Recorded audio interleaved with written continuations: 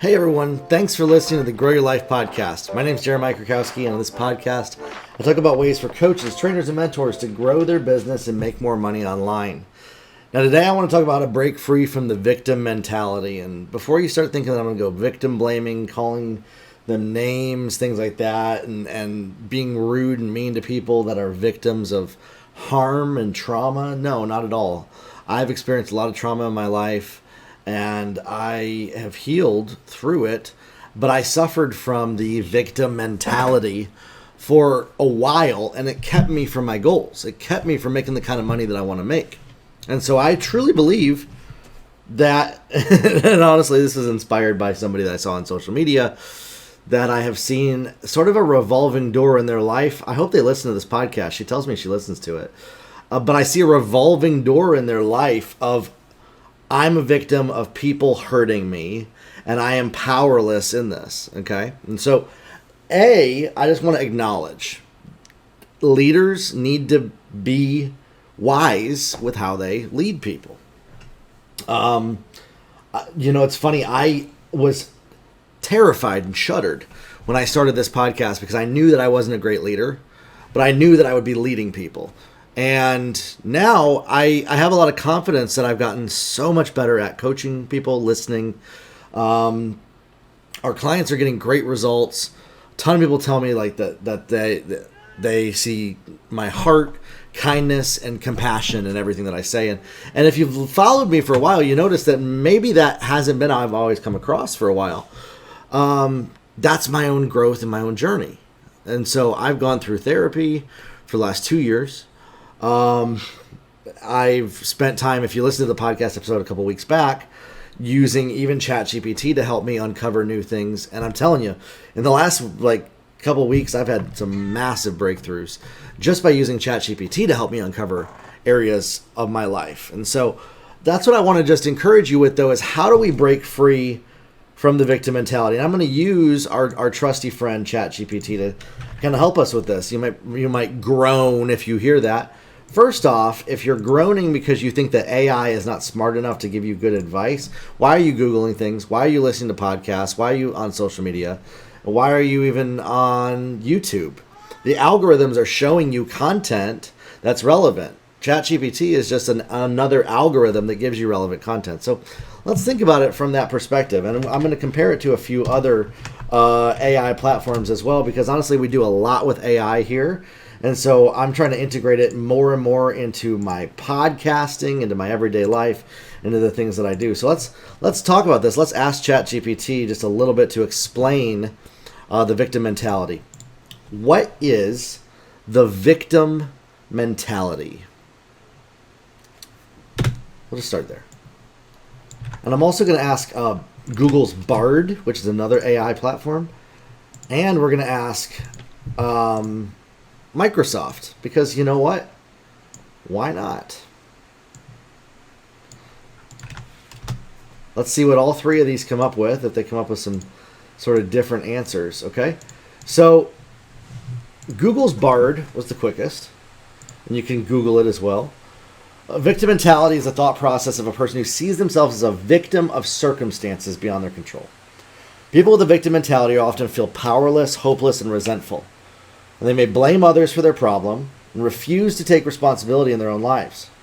A victim mentality can be a difficult habit to break. I'm telling you, just for myself, it was difficult to break because I was constantly looking for other people to show up for me, and I wasn't showing up for myself. With time and effort, people can learn to overcome it. First off, you want to identify it. The first step in overcoming it is identifying it. Take responsibility, take personal responsibility, set goals towards it, surround yourself with positive people, and getting help, obviously. Okay. I want to dive deeper into identifying the victim mentality. How do you identify the victim mentality in yourself? Okay.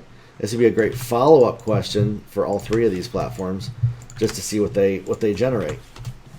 Victim mentality is an acquired personality trait where they tend to recognize and consider themselves a victim of negative actions and behave in the case contrary to actual evidence. That's what Wikipedia says. It's when somebody can't accept responsibility or admit their part in bad things that have happened. Instead, they constantly blame others in their life. According to WebMD, you can look for these signs. You blame others in your life. You think life is out to get you, is out against you. You have trouble coping with problems in your life. You feel stuck in life. You feel attacked when somebody tries to offer helpful feedback. By the way, I have still felt this recently. This is actually powerful for me, realizing that that behavior right there is a victim mentality. Very interesting. I learn something every time we do this stuff like this. External locus of control, constantly blaming others, feeling powerless, lack of responsibility. You know, a great book just on this topic that I read over the last couple of years was Daring Greatly by Brene Brown. Okay? And so, for instance, can you provide some passages from, this is what I love with ChatGPT, from Daring Greatly by Brene Brown as they relate to the above topic? We'll ask. Yep, this one pulled up kind of the same thing. You often feel like you're a victim of circumstances outside of your control. You blame others. You feel powerless. You're hopeless for your future. Okay? So that's how you can identify if you have the victim mentality, is you act hopeless for the future. You act like other things outside of your control are responsible for why your life is where it's at. And again, if you're somebody who's experienced trauma, I'm going to just pause here. If this triggered you too much, you probably weren't a good fit to listen to my podcast or even be a part of my programs and follow me, because we talk about tough stuff. We talk about hard things. And what I love is we can use AI as like a co-host a little bit. I would love to actually have an AI co-host that I could talk to. It just gave me an idea for the podcast. That'd be awesome. I might look into doing something like that if we can. Anyways, my brain is like spinning on that topic. Trauma happens. Abuse happens. Horrible things have happened in our lives. People are victims of terrible things. The victim mentality is something completely different. It's where you blame why your life isn't the way it is on everything else around you, on other people, on things outside of your control. And you believe that you have no ability, no say to create and design your life. That was how I was living for a while, thinking that I had no ability and no say in my life, and that it was other people's fault why I wasn't experiencing the life that I wanted. I was blaming my mom. I was blaming people, past clients, prospects. I literally remember a prospect on a sales call had said something to me, and I played the victim mentality card for 2 years through therapy as an excuse for why I couldn't succeed. So we got to break this. And I'm telling you, for me in my life, what has helped me make the most amount of money is not playing the victim. Oh, I got people that come after me. They say things. They might even be attacking me. It's my choice to play the victim or not. Okay? Let's take a look at this. I love this. Just some passages from Brene Brown's book, Daring Greatly. Daring Greatly focuses on vulnerability and embracing imperfections, while it doesn't necessarily focus on the victim mentality. It offers valuable insight to help shift our mindset from feeling like a victim. Vulnerability is not winning or losing. It's showing up. It's having the courage to show up and be seen when we have no control over the outcome. It's not weakness. It's our greatest measure of courage. To me, the clearest indication that we're not embracing vulnerability is that we're trying to control and manage it when we start comparing our vulnerability. Shame needs 3 things to grow: secrecy, silence, and judgment. When something shaming happens, we keep it locked up, it festers, and it grows. And it consumes us. By acknowledging our experiences, we can transform from victimhood and helplessness into a sense of empowerment and connection. Vulnerability is not weakness. It's the birthplace of courage and innovation. And so those are just some quotes from the book. I'm sorry I couldn't find any relevant passages. So Bing couldn't find it. But powerlessness really is kind of the root area, the root issue that we're dealing with, is that we feel like we are powerless to everything that's going on around us and outside of us, and that we have to sit back until situations in our life change and align and come into alignment so that we can move forward. It takes a choice just to stop doing that, but that choice is very difficult. I struggled to make that choice until I really worked through and started to heal from some of these traumas, some of these pains, some of these beliefs, some of these ideas. You know, I used to have this thing, and sometimes it still affects me, that unless I perfectly articulate myself on a topic, I should keep my mouth shut. And what that did was that made me be silent when I make podcast episodes. That made me be silent when I do content. I was afraid to talk about the things that were inside of me because I didn't feel like they were good enough to bring out. And so I was a victim of the judgment of other people in my life, and I was operating out of this mentality that other people's opinions, if they don't like me, I have to submit to them and I have to obey them. And I had something happen 2 months ago. I can point this out.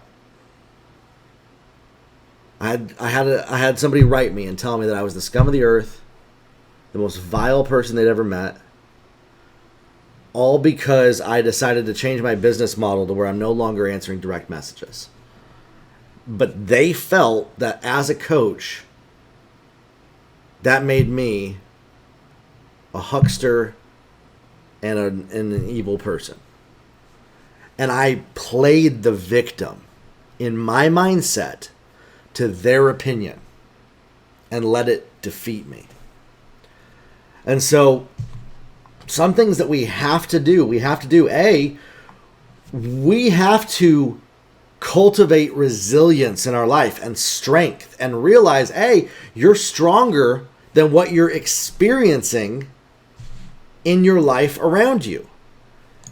You're stronger than just what's going on in your life. See, here's the thing. We're often afraid to put ourselves out there because of what other people might do to us.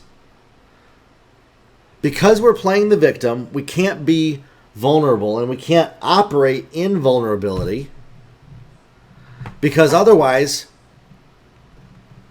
we could lose everything we worked so hard for, because we're clinging so tightly to some version of our life that we imagined how things should go. And because we're powerless, we're hanging on to it so tightly so that we don't lose the dream that we have. And that, my friends, is a cycle that literally perpetuates the victim mentality.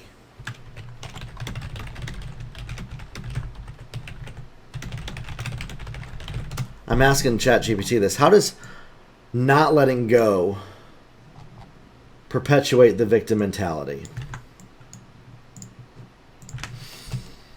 And this is so key because so many of us do this. Dwelling on our past, constantly revisiting past events that keep you stuck in a negative cycle. We end up reinforcing our negative beliefs by holding on to past experiences. We don't let go of negative past relationships. We start to believe that we're unworthy of love from other people, or that people will always mistreat us. This fuels the victim mentality. We prevent ourselves from growing.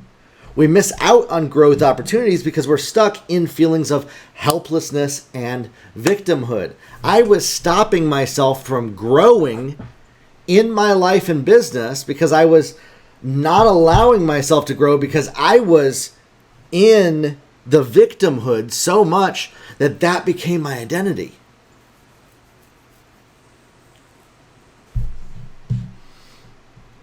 And that cycle of blame and victimization, That's what keeps us stuck. That's what keeps us stuck. You know, one of the most powerful things that you can do to help you if you're dealing with the victim mentality is to journal what you're feeling. Is to write it out. Journal it out. What are you going through? What are you dealing with? What are you feeling at any given moment in time? How does journaling help with this?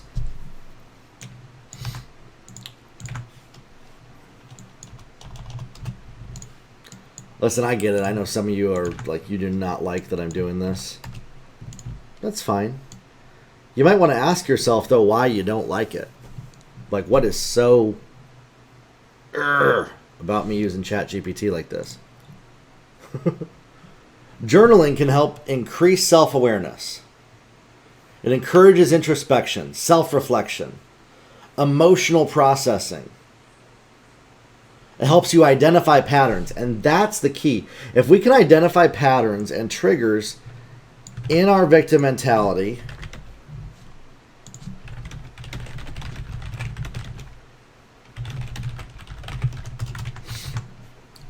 it no longer has the ability to run our lives. Bing isn't super helpful at some of these prompts, but Bard and ChatGPT are pretty cool.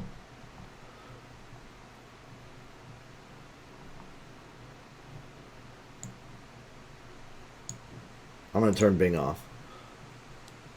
Here's how you can identify patterns in your thoughts and emotions. Keep a journal. Track your thoughts and emotions over time. Track when you get triggered. I did this for the last 2 years. Anytime that I was in a situation, so what I have what I call like my baseline. I'm happy. I'm productive. I'm in the mindset and the mental state that is the healthiest for me, okay? Anytime that I would go outside of that to where it felt significantly different than my happiest state of mind and my most productive state of mind, I would journal. What am I thinking? What am I feeling? What am I reacting to? What situation just happened? Okay? And then I would identify those triggers. Something else that's helped me, is meditation practices. And then working with a therapist. So what I did was I would take all of those triggers and I would bring it to my therapist. And when we would talk, we would go over what those are. And so we would have sort of a cluster of the same emotion, the same reaction, the same issue manifesting in 5 different ways. I was just coaching a client 2 weeks ago where I asked her 3 separate instances where she felt a certain way as it relates to her business, her family, and her childhood. And they were identical situations that manifested in some very different ways. And it contributed to her victim mentality. It contributed to her feeling like everybody is out to get her. And her belief is that she's a warrior and that she's strong and powerful. But at the same time, what's coming out of her mouth is everybody's unfair to me. Nobody likes me. It's everybody else's fault. And so by reframing that and saying, is that really fair to expect other people to show up for you in the way that you desire them to? Is that really fair to expect other people to be responsible for your life? And to many people who operate out of the victim mentality, they think it is. Usually it's related to a lack of boundaries, and it's because we end up taking on responsibility for other people's emotions. And see, this is one of the root issues of the victim mentality. Often related to people pleasing, we end up taking responsibility for other people's feelings and emotions. How is the pattern of taking responsibility for other people's feelings and emotions related to the victim mentality? This is going to be an interesting response. See, we're diving deep in here. And I want to see just what some of these responses are. So taking responsibility for other people's emotions can be related in several ways. While the 2 patterns seem distinct, they actually both lack healthy boundaries and their distorted belief in personal control. So what it is by both taking responsibility for others' emotions and the victim mentality lack personal boundaries. In both scenarios, the individual struggles to differentiate between their own emotions and those of other people. And it's rooted in codependency. Taking responsibility for other people's emotions leads to codependent relationships. Constantly sacrificing themselves for other people. So here's what ends up happening. If you're somebody, I'm going to say it out loud into the microphone. If you're somebody who expects other people to take care of you and blames other people, and you're constantly sacrificing yourself for others, you expect the same level of appreciation and support to what you give to other people. And that's just not fair in life. And so if you're operating out of codependency, there's this distorted sense of control where we end up taking responsibility for other people's emotions, and then we end up playing a victim when they don't respond the way that we expect them to, the way that we would if we were them, and we end up projecting what we think they should do in the situation, and then that is what perpetuates the victim mentality. Because we wouldn't do that thing if we were them. We wouldn't show up in that way. We wouldn't do what they did to us if we were them. And so we end up believing that everybody else thinks and operates the same way that we do, and this perpetuates the victim mentality. I'm going to copy this into both of these. Taking responsibility for other people's feelings and emotions relates to the victim mentality. You need to set boundaries, learn to say no, focus on yourself. Yep. I understand your point. It's important to remember that we're all different and we have different needs and expectations.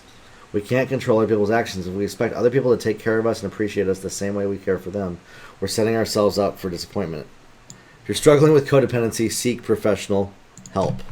There's a great book on codependency called Codependent No More, and I would highly recommend that you check it out, that you read it, that you take a look at it. How to Stop Controlling Others and Start Caring for Yourself. It's an amazing book that's all about this topic of the never-ending drama that we experience in our lives trying to be codependent with other people. Let's go over here. Oh, it looks like it cleared the prompt. So we're done using that one. It seems you've highlighted a connection between codependency and the victim mentality. Indeed, when individuals expect others to take care of them and assume responsibility, they develop unrealistic expectations about how others should behave. So this is what I was dealing with. I had unrealistic expectations about how other people should behave, in my opinion. I was projecting my own beliefs on other people. I had a perceived lack of appreciation from others that created this victimization.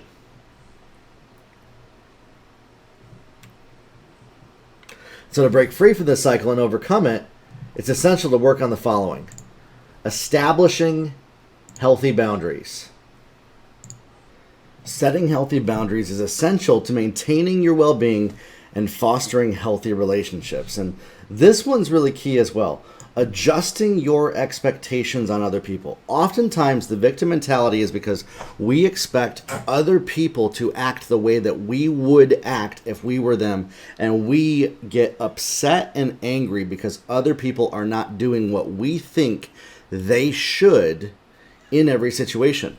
Oftentimes, you need to accept other people are not you. They're not going to respond the way that you would respond. As well, realize that you might have a level and a standard on yourself that you put on yourself that maybe even trauma and abuse put on you over the years of having to serve, having to show up at a certain level that wasn't healthy, and then you've ended up projecting that onto somebody else. Now, I know that this is a deep topic, and I know that this might bring up some stuff in you. You might even disagree with it, but I'm telling you, this has been the stuff that in my journey for the last couple of years, I have discovered and have become, and that's the third point here, massively self-aware of, is recognizing my own thoughts, feelings, and behaviors for why I keep perpetuating the victim mindset. And listen, I'm not perfect in this area.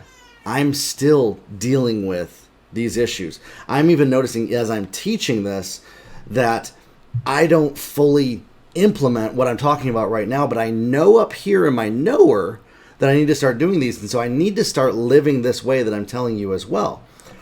We have to practice mindfulness, journaling, engaging in self-reflection. And this is one of the last most important parts here, is open communication. My wife and I, we have found that when we communicate powerfully the needs of each other, when I talk about what my needs are, what I'm going to do, and I'm not blaming, we're not assuming that the other person can read each other's mind, that our communication gets better and that it doesn't leave room for the victim mindset to come in to where the other person is now responsible for how we're feeling. One of the biggest reasons why many of us don't feel heard, don't feel seen, don't feel like we're able to get the help that we want is we're not asking for it, and we're expecting other people to just know what we need, because bless God, we know what other people need at all times. They should do the same thing, right? That standard again, that standard that we're trying to hold other people to, that, to be honest, they don't know. People can't read your mind. The reason why most people, you might be so aware of what other people need, is a trauma response. It comes from you having to feel like I have to manage and maintain other people's emotions for safety and security. And other people don't think that way. They don't operate that way. They haven't been through what you've been through. And so expecting them to operate in the same way with you and being angry when they don't and feeling, they don't love me. They don't care about me. They clearly don't love me because they didn't reach out and ask if I needed help. That's an unreasonable standard, and we need to start to accept that other people are not us, that they're not going to show up the way that we show up, that we might want them to show up. And so you can live a life of disappointment and anger, being upset that other people are not serving you the way that you demand. Unfortunately, that just creates so much hurt and pain in relationships. Or you can start accepting people for the way that they are and start communicating, start asking for what you want more often. One of the biggest things I tell people in the coaching relationship and in building a coaching business, and if you're listening to this, you're a coach, you're a trainer, you're a mentor, is you can't work harder on your clients' goals than they're willing to work themselves. Some coaches out there, they will go out there and they will try to preemptively know what their clients need at all times. And they create this codependent relationship because that's how they live their life in all areas of their life. Instead of saying, you know what, I'm going to meet you halfway. This is the time that we have. Boundaries give you the opportunity to show and demonstrate to people how you're willing to show up, how you're willing to love, how you're willing to lead, and how you're willing to experience the relationship with somebody. They're not a form of separation, they're actually a form of connection. And when you learn that it's about connecting, not separating, it makes everything else in your life so much better. And so listen, I hope that this has encouraged you. I hope that this has given you some ideas to think about, ways that you can improve, ways that you can look at to break free from the victim mentality. Like I said, I've been on this journey for a long time, 35 years. I've been operating as a victim with the victim mentality. I'm looking over what I'm teaching you today and seeing how I need to grow in some of these areas myself. Still, constantly, dealing with some of this stuff. But I'm better than I was yesterday, and we're on a path, we're on a journey, we're on this journey together. Grow your life, everybody. We'll talk soon. Have a good one.